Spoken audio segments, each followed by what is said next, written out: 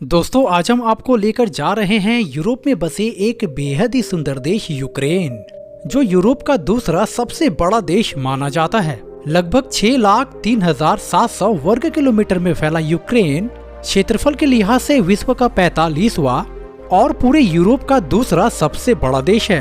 वहीं यहाँ की जनसंख्या 4 करोड़ 30 लाख के करीब है, जो आबादी के लिहाज से विश्व का 35वां और पूरे यूरोप का 8वां बड़ा देश है।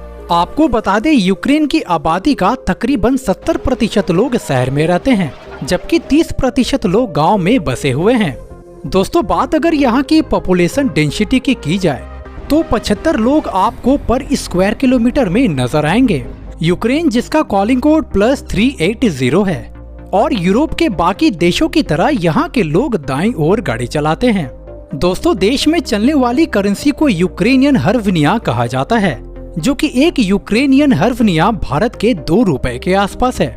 दोस्तों कीव यूक्रेन की राजधानी है, जो यहाँ का सबसे बड़ा शहर माना जाता है, जो कुल 839 वर्ग किलोमीटर में फैला हुआ है, जो दुनिया की सबसे ज्यादा आबादी वाले शहरों की सूची में 161वें नंबर पर आता है। दोस्तों यूक्रेन की सीमाएं कुल 7 देशों से मिलती हैं, जिसमें रूस, Belarus, Poland, Slovakia, Hungary, Romania और मोल्दोवा से मिलती हैं।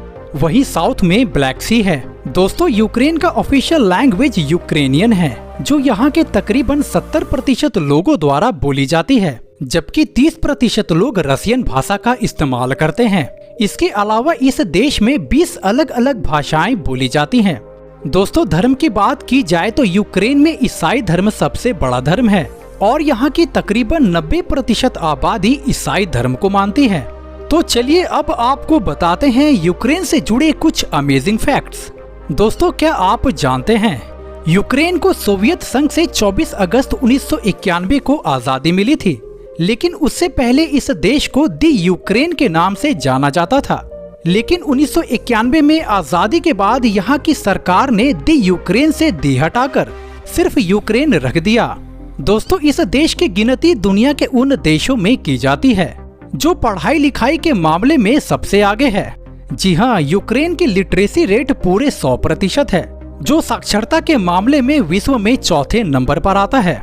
दोस्तों यूक्रेन में एग्रीकल्चर को बहुत अहमियत दी जाती है और यहाँ खूब सारे पढ़े लिखे लोग इसी काम से जुड़े हुए हैं, जिसकी वजह से यूक्रेन में लोग अनाज का भारी मात्रा में निर्यात करते हैं और पैसा कमाते हैं।